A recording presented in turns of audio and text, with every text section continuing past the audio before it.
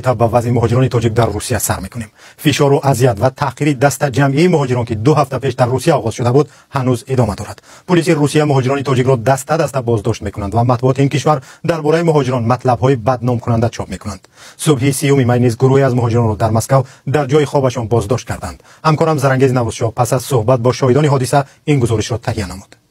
اومدم بار کام آوردن 7 ساعت شیشتگی من اینجا عدلی میتینوده با پول تولام خو. این مهاجران را امروز پلیس از خواب بیدار و بازداشت کرده است. صبح بر وقت مقامات انتظامی اطراف محل خوابشان را در نزد متروی میتینه مسکو احاطه کرده و تقریبا 150 مهاجر را در 4 اتوبوس به شعبه پلیس آوردند. اکثر آنها مهاجران تاجیکند. همین سحر خواب دیم ساعت 6 و 7 اومدن اونجا در اومدن آمدن. окружение کردن گرفتن آوردن. من 4 اتوبوس 4 نفری زیاد بودن، شهر یک اتوبوس. پاسپورتمون دستشون داد. مهاجران همه در یک شرکت ساختمانی کار میکنند و میگویند تمام سندهایشان درست و کارشان رسمی است. سببی بازداشت را نمیدونند. آنها در صحن حولی پلیس ناحیه میتینه نگهداری میشوند.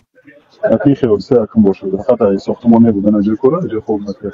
یکی دکمنتمون هم از سودا پس سویدران پروبلم نداره دکمنتمون. مقامات روسیه این حادثه را شرح ندادند. بازداشت مهاجران در روسیه به شدت ادامه دارد. در یک روز اخیر این بار چندم است که مهاجران مخصوصا زاده‌های تاجیکستان را گروهی بازداشت میکنند. شب گذشته در شهرک کاتلنیکی مسکو باز در پی یک رید چندین مهاجر را دستگیر کردند. دیروز 10 مهاجری تاجیک را در یک ورزشگاه در ناحیه مژایسکی مسکو دستگیر کردند. رسانه‌های روسیه خبر دادند که مهاجران را بر اساس شکایت ساکنان محلی بازداشت کردند. ساکنان ادعا کردند که مهاجران تاجیک نورسان را از ورزشگاه مکتب رانده خود سبقتی فوتبال تشکیل کردند. دعوا اثبات نشده است. خبرگزاری‌های روسیه از قبل مقامات نوشتند که 49 مهاجر بازداشت شده است. سفارت تاجیکستان در یک پاسخ کتبی امروز در این باره گفت حادثه را پیگیری کرد و همه مهاجران بازداشت شده در ورزشگاه آزاد شدند.